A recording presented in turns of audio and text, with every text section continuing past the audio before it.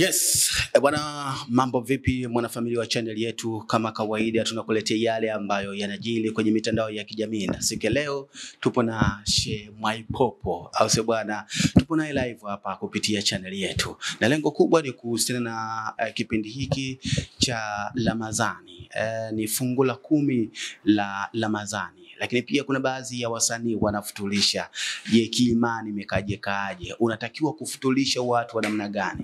Tupo na Sheikh Mwaipopo, ataweza kutupa elimu juu ya hili, lakini pia katika kipindi hiki cha Ramadhani. Sheikh, salamu alaykum. Wa alaykum assalam wa rahmatullahi wa barakatuh. Wema kabisa. Nashukuru Mungu. Habari ya kazi? Nzuri bwana.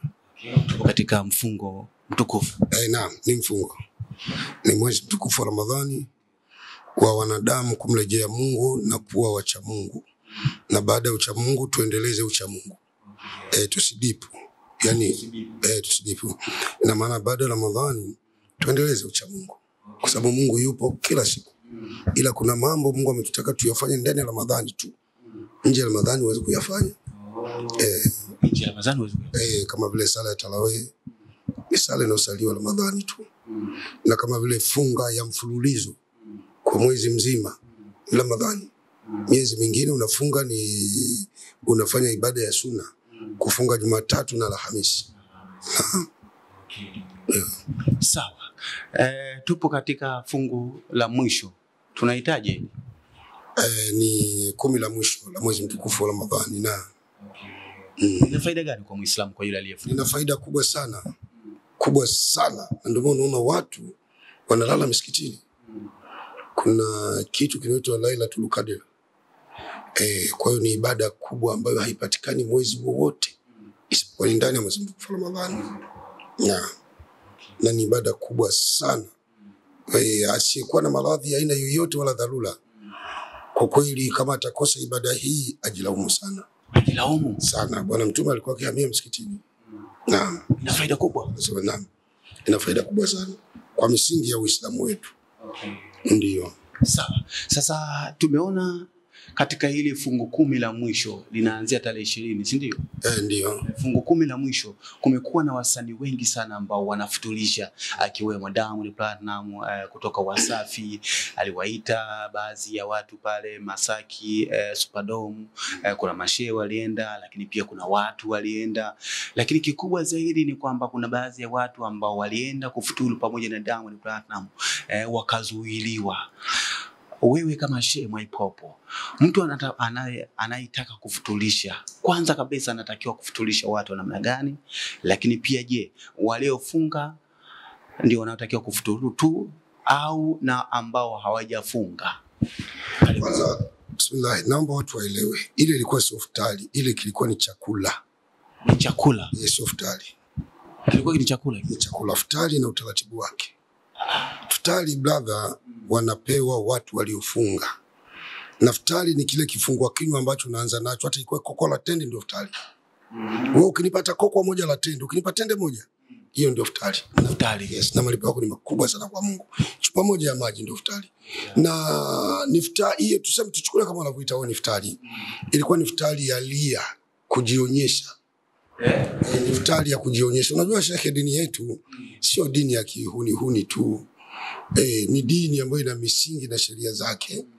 Na hata katika kutoa, Uislamu umetuambia unapotoa mkono wa kulia wa kushoto usitoe.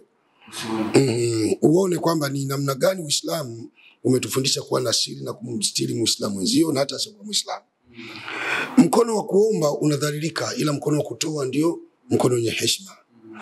Sasa kama kweli Diamond alikuwa amekusudia dini, wale watu wengine mwarudisha kwa nini? Hakutaka thawabu. Wale kina mama nimeona nje maskini wako chungu zima wamechoka, hakutaka thawabu. Kwa hiyo yeye alikuwa anataka wamkaribie watu wenye uwezo, matajiri. Na ni mtume gani alikuwa akipenda matajiri kuliko maskini? Hata Yesu amesema wacheni watoto wadogo waje kwangu kwa maana ufalme wa Mungu ni wao. Kwa hiyo maskini, hasa maskini ndio atakaoona ufalme wa Mungu. Na Yesu amesema tajiri ni vigumu kuingia katika ufalme wa Mungu, ni sawa na ngamia kupenya katika tundu la sindano. Inajulikana wazi. Hata kwa Waislamu ni hivyo, ipo hiyo. Sasa itawezekana vipi mtu umewaita watu na umetangaza, alafu chakula gani cha kupewa kadi? Futari gani? Ibada gani ya kupewa kadi? Kuna msikiti hata mmoja watu wanapoenda kusali au kanisa wanapewa kadi? Ipo kanisa live au msikiti? Kwamba jamani msikiti umejengwa atakaoingia watu tutapewa kadi tu. Kama kupewa kadi usishiriki ibada hiyo, itakuwa ni ibada? Sio ibada. Kwa hiyo tukio la Diamond ni wazi, ni tukio la kizalili, lilikuwa linakuzalilisha maskini kwa tukuza matajiri. Huu ndio ukweli. Na bahati mbaya sana watu wanaweza kutoa miongozo hii ya kidini, ni viongozi wa dini. Na ndio maana katika iftari zote za Diamond ulishawahi kumuona askofu wa Katoliki? Hayupo. Askofu wa Lutheran? Tulimuona. Askofu wa Anglikana Mokio?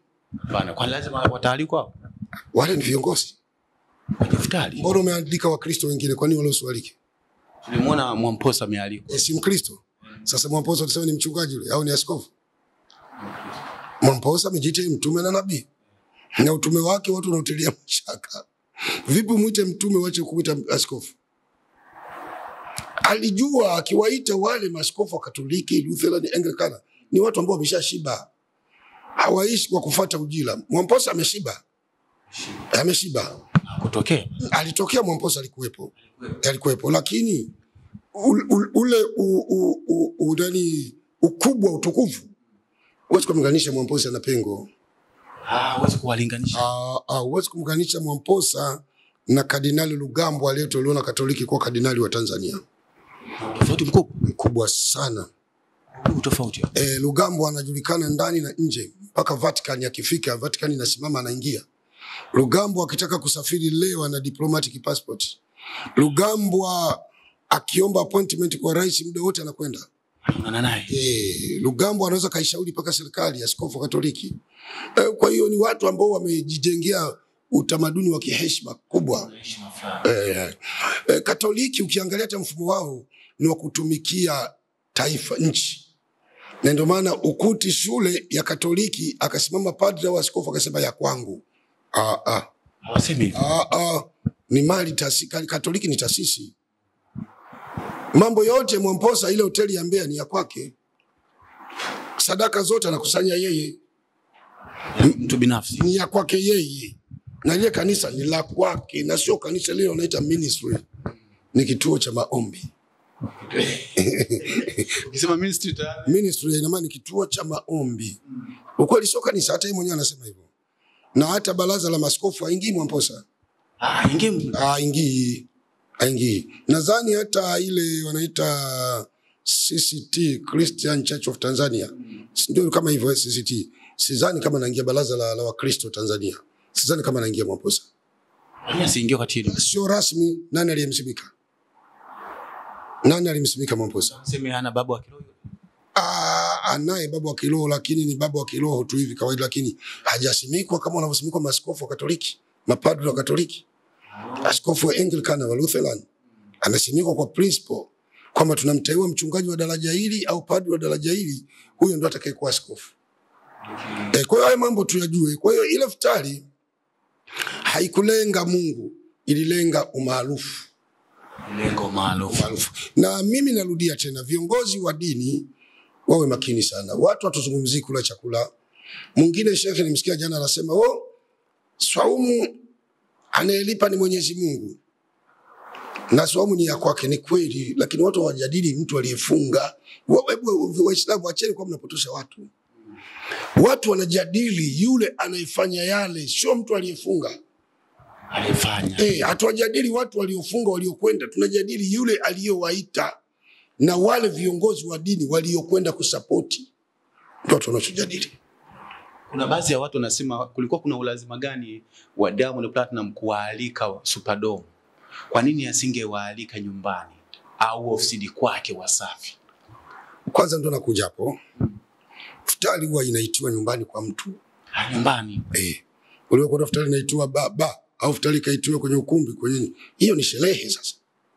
Iftari inaitiwa nyumbani kwangu, Mwaipopo nimeandaa iftari na waita watu wa mtaa wote. Zamani unakumbuka ndugu yangu, walikuwa ikifika mwezi wa Ramadhani watu wote mnachanga iftari, mnafuturu nje. Kama unakumbuka, inatandikwa mikeka nje, inaitwa manania uji, mnafuturu nje. Anaipita karibu bwana. Yoyote anaipita. Alifunga na. Anakula. na wala haulizwi na watu wanafurahi kabisa. Umeona eh? Kwa hiyo ndiyo iliyokuwa futari ya thawabu ya kutafuta radhi za Mungu. Lakini wewe futari kwa ite watu kwenye ukumbi wa Superdome, hiyo utasema ni futari, hii chakula. Sasa tuwaeleze labda baadhi ya viongozi wa dini kwa nini tunalizungumza hili. Unajua Sheikh, hivi baadhi ya watu wanatafsiri kwamba labda tuna chuki na baadhi ya mashehe. Wengine wamekuwa wakitutathmini kwamba hatuna adabu. Na ndio maneno yamekuwa yakizungumzwa na watu kwamba watu ambao hawana elimu kabisa ya dini wanakosoa mashehe, kulikuwepo na shehe fulani. Uislamu sio mali ya shehe. Uislamu sio mali ya shehe. Sio mali ya shehe. Uislamu ni dini ya Mungu. Mungu amesema hakika dini ya haki mbele ya Mungu ni Uislamu. Kwa hiyo Uislamu si mali ya shehe wala mali ya Mwaipopo wala ya nani. Uislamu ni dini ya nidhamu. Naomba ili unisikilize vizuri. Mtu anasema alikuwepo fulani na yeye fulani ni msomi sana. Kwani kwa akili yako msomi ndio hawezi kufanya mambo ya ajabu kwenye dini? Kwa nini watu wanamsusa Lipumba sasa hivi? Lipumba ni profesa wa uchumi. Ni bingwa wa uchumi duniani. Wangejiuliza, na ni msomi kweli kweli, mbona sasa hivi Lipumba akisimama kusema watu wanatoka tu? Kwa nini? Umri ushaenda. Sio umri. Kwani elimu hana? Elimu imeexpire. Elimu anayo. Kwa nini watu wanaondoka? Kwa sababu wamemwona ni mtu ambaye anazungumza sio yatenda. Anafanya vice versa, mambo ya ajabu. Samani kakangu Lipumba, na kueleza tu kweli. Acha Lipumba. Kwani watu wanamkosoa Tundu Lissu kwa nini? Tundu Lissu ni msomi. Ana degree ya sheria. Na akisimama mahakamani kumshinda ufanye kazi. Mbona watu wanampinga? Kwani wanampinga? Basi tungesema mwacheni ni msomi asipingwe. Lakini watu wanampinga kwa sababu ya kumpinga anachokifanya ni kitu cha ajabu. Kwa nini Mbowe wamempinga wakamnyang'anya mwenyekiti? Kwa nini? Muda ulifika. Sio muda. Hamna kikomo. Walimuona hafanani na yale anayotaka kuyafanya. Kwa kumpinga mtu hakumaanishi kwamba hakusoma. Hata msomi anaweza kapingwa. Hili la kwanza. La pili, ukisema walikuwepo wasomi, mimi nataka niulize hivi. Hivyo nataka niambie kwamba kila hafla inayoandaliwa wasomi lazima waende?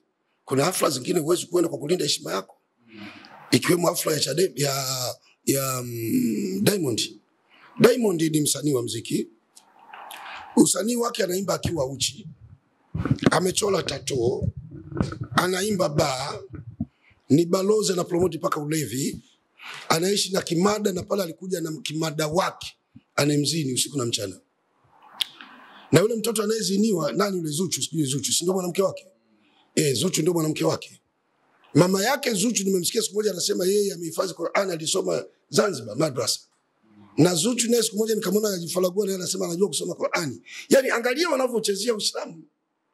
Alafu wewe kiongozi wa dini unakwenda eneo kama lile kuonesha kwamba unawasupport yale wanaoyafanya. Diamond na Zuchu wanaharibu watoto wa watu. Wanaharibu hivi. Watoto wakiona yale mambo wanayofanya wanaona ni mambo sahihi. Wanawashawishi watu wafanye yale mambo ya kihuni ya ovyo. Hawajaoana bado. Hawajaoana. Sasa mtoto wako akiona mambo anayofanya Zuchu na Diamond, sisi wanatarajia kuoana. Hakuna kuzini kabla ya kuoa. Uwezo kumpiga kuku lungu akafa afu kumchinja, useme umechinja, umekula kibudu. Uweze kumpiga kuku lungu akafa alafu kachukua kisu kachinja, ukasema umechinja, umekula kibudu. Sasa wao wanazini na Mungu amesema wala takarabu zina, wala msikaribie zina. Msikaribie. Na Biblia imesema anayetamwangalia mwanamke kwa kumtamani amezini naye. Sasa unasema huyo mtu anaandaa chakula tena kitukufu ndani ya mwezi wa Ramadhani na jina tukufu, futari. Wakafuturu watu waliofunga wakitafuta radhi na fadhila za Mungu. Wewe kiongozi wa dini unakwenda na unapiga chapuo. Kwa hiyo unabaliki kwamba anayofanya yote Diamond yalikuwa yako sahihi. Mziki wake, matato yake, eleni zake, misalaba yake, yuko sahihi. Sio Mwaipopo aliko. Mimi si wanajua, mimi simamo yangu siwezi kualikwa. Kualiki. Mimi siwezi, wanajua. Kadi utapitishia wapi? Wanajua. Wanajua kabisa hata wakikualika utaenda. Mimi siendi na nitawasema tu. Na ningekwenda ningepewa maiki ningemsema. Nisingekula, ningemsema. Bwana Diamond ungeenda ungemsema. Ningemsema, ningekunywa maji yangu nje afu nikaingia kama naomba maiki. Diamond, sikiliza mdogo wangu. Watu wameshachoka na maovu yako. Dunia leo sio maovu. Hata duniani sasa hivi, hebu angalia. Nani umeona siku hizi ana mpango wa kufanya matukio ya ujambazi, ukibaka? Na vijana wengi wameacha. Kwa dunia inakokwenda siko, vijana wengi tunasema msikitini, wengi wanaingia makanisani, wanasema tulikuwa majambazi, tumeacha. Watu wanaacha maovu. Maovu si dili. Leo Diamond wewe maovu ndio amekuwa kwako dili. Kina Alikiba, wasanii wote. Wala sio Diamond pekee. Wasanii wote ni ushamba tu. Wanaimba muziki. Ni ushamba. Kitafutia riziki. Riziki kwani iko kwenye muziki tu, kwenye maasi. Ndio kipaji chao kilipo. Kwenye maasi. Mungu hawezi kuleta kipaji cha kumwasi. Hakuna kipaji cha wizi wala cha uzinifu. Hakuna. Hivi ngoja nikuulize brother, mfano ungekuwa na PC wa polisi, alafu marafiki zako majambazi wanakualika kwenye tafrija, utakwenda? Ungekuwa? Wewe ni officer wa polisi, OCD au OCCID. Alafu rafiki zako wote ni majambazi. Wanakuita kwenye tafrija ya chakula. Utakwenda? Hapana. Kwa nini? Kwa kuwa package ya heshima yako. Kwamba mimi kazi yangu ni kuziwia na kupambana na hao wahalifu. Vipi niende nikaletea chakula? Kwa hiyo kitendo cha kwenda kula chakula na majambazi, kupiga cheers na kuwafariji na maneno, ina maana una support kazi zao. Akitokea mwingine akisema wewe bwana wewe nini, mbona chef fulani alikuja kusema hayo, ina maana unajua dini kuliko chef. Mfano nikupe mwingine. Jana Chadema wamefutulisha. Wamekula futari jana Chadema. Sikumuona shehe hata mmoja. Waalikwa. Sikumuona shehe wa Bakwata, shehe wa Limalidi, shehe wa Hadhiri, Simazinge, shehe amiri wa Uhubiri, sijamuona. Nikajiuliza kwa nini? Nikapata jibu kwamba wanalinda heshima yao. Kwa sababu hawa watu baada ya futari nimeona wanabomoa serikali, wanamsema rais vibaya, wanafanya mambo ya ovyo. Sitaki kusema ya ovyo, kwa na waheshimu ni kundi la watu, mambo yao ya kisiasa. Sasa ukienda pale kiongozi wa dini, shekhe mkubwa kutoka ndani ya taasisi kubwa kama Bakwata au Alimalidi au Khidmat Dawati Islamia au kwenye taasisi kama ya Sheikh Nuruddin Kishki au Kishki, angeenda pale angeonekana kumbe yeye ni sehemu ya viongozi wa dini wanaosupport yale wanaosema Chadema. Kwa hiyo ukiwa shehe uwezi kuwa kiongozi wa chama pinzani. Haifai, uwezi. Haiwezekani. Haiwezekani. Chama kimesema hakina dini. Chama chochote cha siasa hakina dini. Na ndio maana ukienda chochote cha siasa hakina dini, ndio maana kibatizo la kisilimishi kikiingiza mifumo ya udini ni kosa. Kwa wewe wale sio watu wako. Sio watu wangu. Mimi kazi yangu ni kukemea. Kwa nini sio watu wako? Ni watu wangu kwa sababu ni sehemu ya watu, lakini si mwanachama wao. Wewe mwanachama wao upande wa Mungu na mtume basi. Inatosha. Lakini kwa upande wa siasa? Sina siasa mimi. Mimi kazi yangu kukemea. Kazi yako ni kukemea. Kukemea, ikipatia serikali nitaisifu, ikikosea nitaipa miongozo na kukemea. Yes. Chadema wakikosea nitakemea. Wakipatia nitawasifu. Tunamwona she nani yule anaitwa Sheikh Ponda. Ali Kadogo au Ponda. Sasa kwanza watu waelewe wale sio mashehe. Sio mashehe. Ali Kadogo sio shehe. Okay. Yes. Sio shehe. Mfano hata mimi siwezi kuchukua nafasi ya mashehe. Mimi sio shehe. Sio mwanachuoni. Mimi ni mwalimu au mhubiri wa dini ya Kiislamu. Unajua lazima tuchukue nafasi zetu, tusichukue nafasi za watu. Shehe wangu. Mfano kanisani kuna mtu anaitwa katekista, kanisa la Roman Katoliki. Kwa Protestant kuna mtu anaitwa mwinjilisti. Mwinjilisti hawezi kusema ya askofu, katekista hawezi kusema ya padri. Kuna mambo anayafanya padri, katekista hayafanyi. Mfano kutoa upadrisho, kutoa sakramenti. Sakramenti hawezi kutoa katekista. Sakramenti inatolewa na padri tu. Labda ubatizo wa hatari. Hata ubatizo katekista hatoi. Labda ubatizo wa hatari, mtu yuko katika sakrati mauti anataka kufa, padri hayupo, atakwenda katekista. Atambatiza. Atatoa. Kwa dharura. Hapo mlikumbusha mbali sana. Hapo na mtu anatarajia kukata uma. Kukata roho. Umeona? Jamani, padri hakuna, mwiteni katekista. Anakuja na kuongoza sala ya toba. Umeona? Anakubatiza ubatizo wa hatari wanaitwa Katoliki. Kwa hiyo kila mmoja achukue nafasi yake. Sasa katekista hawezi kujiita yeye askofu. Sasa mimi ni mhubiri, siwezi kujiita mimi shekhe au mwanachuoni. Maana mimi baraza la maulama siingi na wala sina nafasi ya kuingia. Nitasema nini mle? Huwezi kusema kwa sababu elimu. Sina elimu ile wanaenda kuisema. Ni sawa na katekista, hawezi kuingia baraza la maskofu, atazungumza nini? Hajui principles za uaskofu. Anazijua? Hawezi. Yeye ni mtu wa kupokea. Maana ndugu yangu. Kwa hiyo Kwa nini hawakwenda pale mashehe? Pale kwa Chadema. Ni kwamba kulinda package yao. Kwamba jamii ingetuona tumekwenda pale, ina maana sisi tuna support Chadema. Wako sahihi ndio. Mna support chama pinzani. Wako sahihi.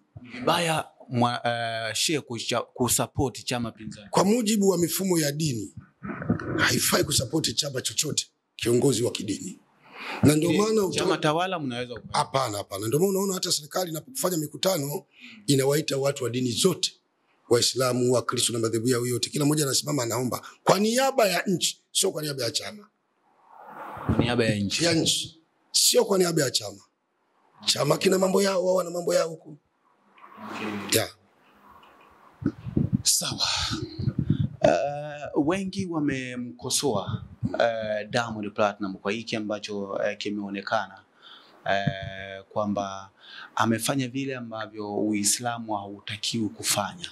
Lakini watu wanasema kikubwa ni kwamba kulikuwa kuna shehe pale, shehe mkuu wa mkoa. Kwa nini asinge mpa au maoni, bwana, kuna watu hapo nje wanahitaji futari, hao waliowaalika kuna baadhi yao wanaweza katoka hapa wakaenda kujinunulia chakula, kwa nini usingewaita hao? Ungekuwa wewe Mwaipopo umeitwa pale na ni shehe, unaona kabisa kuna baadhi ya watu wanalalamika nje kwamba wamekuja kumuona Diamond Platinum, lakini pia wamekuja kula futari ya Wasafi. Ungemshauri kitu gani Diamond Platinum? Kwanza nianze, mimi siwezi kumzungumzia au kumkosoa shehe wa mkoa. Kwa sababu ni kiongozi wangu wa kiroho, ni bosi wangu, ni ofisa wangu. Kwa nidhamu sitaki niingie nimzungumze Sheikh Walidi. Kanizidi kwa mambo mengi sana. Lakini nimesema tu mwanzo kiujumla, futari ya Diamond haikulenga dini. Ingelenga dini basi ingefuata principles za dini. Na yeye mfutulishaji angekuwa na dalili za dini. Na ndio maana Mungu akasema katika Qur'ani hii, sura Toba, sura ya 9. Hii hapa Qur'ani katika sura Toba, sura ya 9. Macho yangu kidogo yana shida hapa, sina miwani. Sura Toba, sura ya 9, aya ya 48. Sawa ndugu yangu? Sura Toba, sura ya 9, aya ya 18 kama sikosei. Mwenyezi Mungu anasema wanaotakiwa kuimarisha nyumba za Mungu. Wanaotakiwa kuimarisha nyumba za nini? Za Mungu. Kwanza Mungu ameweka masharti yake. Sawa kaka? Mungu ameweka utaratibu wake. Anasema wanaoimarisha misikiti ya Mwenyezi Mungu. Yani wanaotakiwa kuimarisha misikiti ya Mungu kwa viongozi au kufanya mambo ya kheri, sio misikiti tu. Au wanaotakiwa kusimamia mambo yoyote ya Kiislamu ili kuupa nguvu Uislamu, kusimamia mambo ya kidini au kwa viongozi au kuwatendea wema Waislamu na watu wengine. Wanaotakiwa kuimarisha misikiti ya Mwenyezi Mungu ni wale wanaomwamini Mwenyezi Mungu na siku ya mwisho. Jambo la kwanza anayetaka ili alipwe na Mungu, anayetakiwa kutenda mema ili akalipwe na Mungu. Mungu anasema jambo la kwanza awe ni mtu mwenye kumwamini Mwenyezi Mungu na iamini siku ya mwisho ipo. Ukiamini Mwenyezi Mungu na ukaamini siku ya mwisho ipo, huwezi kuchora tattoo. Mtume amekataza kuchora tattoo, anasema mtu yoyote anayekufa na tattoo peponi haendi, anakwenda motoni. Peponi haendi.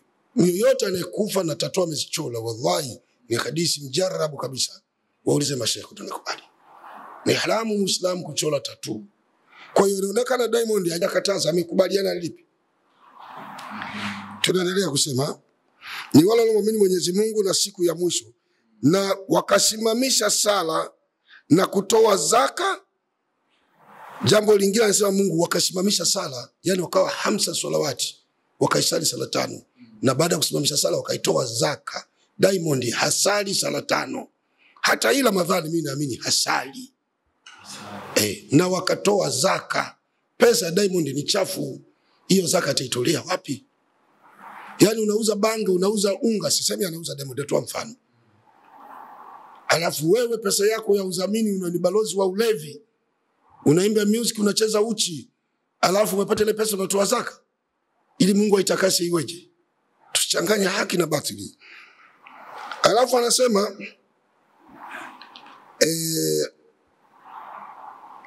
wanasimamisha sala na kutoa zaka na hawamwogopi yoyote ila Mwenyezi Mungu. Mungu anasema hawa watu hawamwogopi yoyote ila Mwenyezi Mungu, kwa sababu Mungu ndio anatoa adhabu kali kwa waja wake.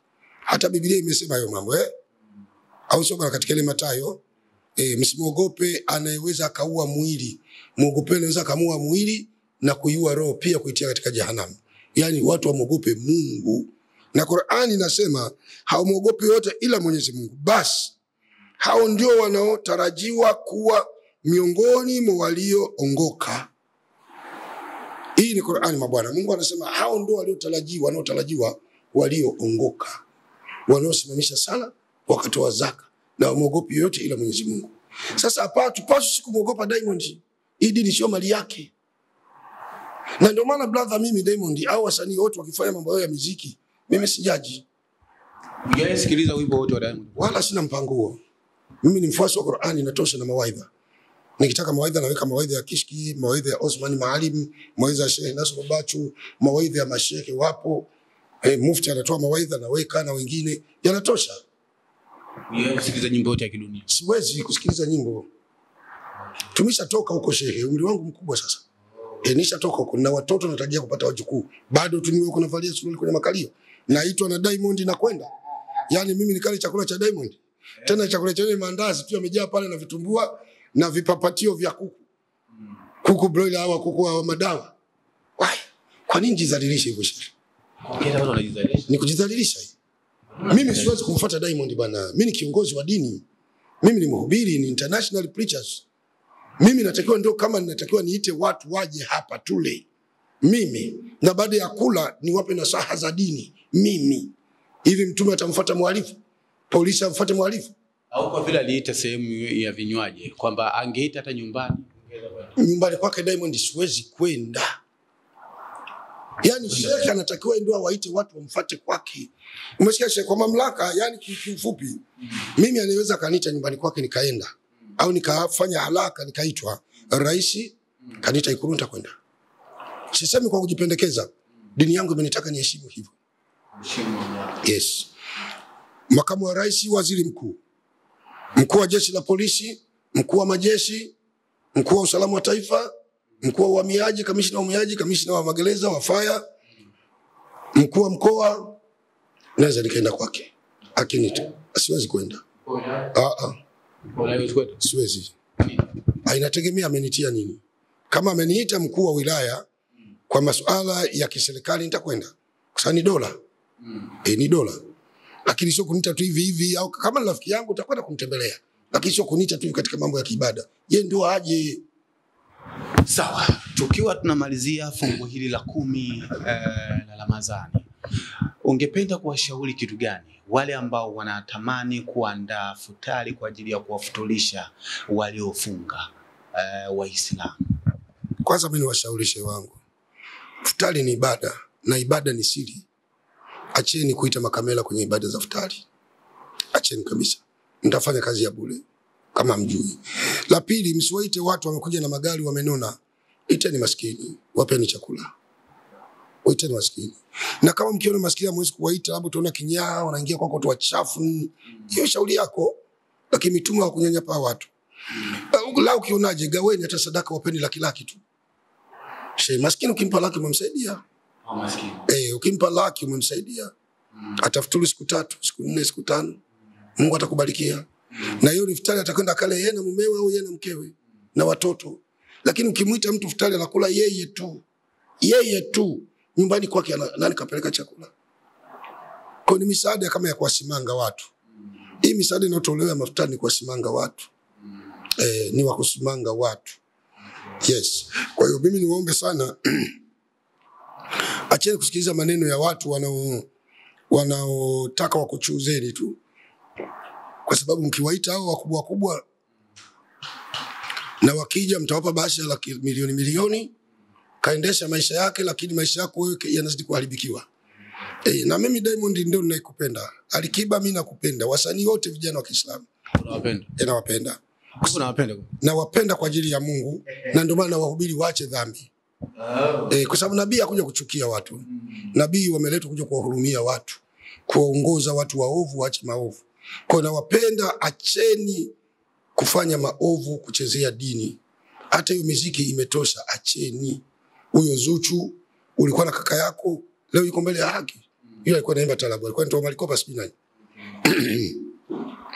Kwa hiyo ujue hata wewe iko siku Mungu atakuhitaji. Utamwambia nini kwa kazi unayoifanya? Huyu mtoto huwa anavaa nguo za uchi kabisa, Zuchu.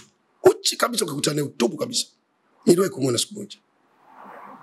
Na mama yako ni hata akiwa wapi uchi ni uchi tu. Na mama yako ni Mzanzibari, anasema kasoma Qur'ani. Mama Hadija Kopa, na wewe talabu ungeacha. Umeshazeeka, acha. Nakwambia ukweli, ni dada yangu wewe. Ni ndugu yangu katika imani. Diamond, kama pesa umeshavuna, acha. Si kama kweli una pesa unaweza kufungua, umeanza kuwekeza sijui sabuni, sijui mara kalanga nini. Acha basi, una radio unasema, una television sijui kama ya kwako, watu wanasema sio ya kwako, kimia inihusu. Mimi najua ni mali yako. Sasa tusizungumze kwa kuonea husuda. Tuzungumze kwa kutaka kukuongoa. Acha. Watu wanakudanganya. Lakini sabuni za Diamond umeshatumia hizo? Sabuni sio haramu, mtu anaweza kutumia yote. Sababu unasikia, unajua tusizungumze kama watu tunamonea husuda Diamond au wachoyo. Hapana, tusifanye namna hiyo.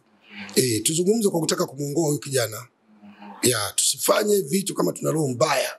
Hapana. Mimi sio msanii, akipata sifaidiki chochote, akikosa siathiriki chochote. Yes.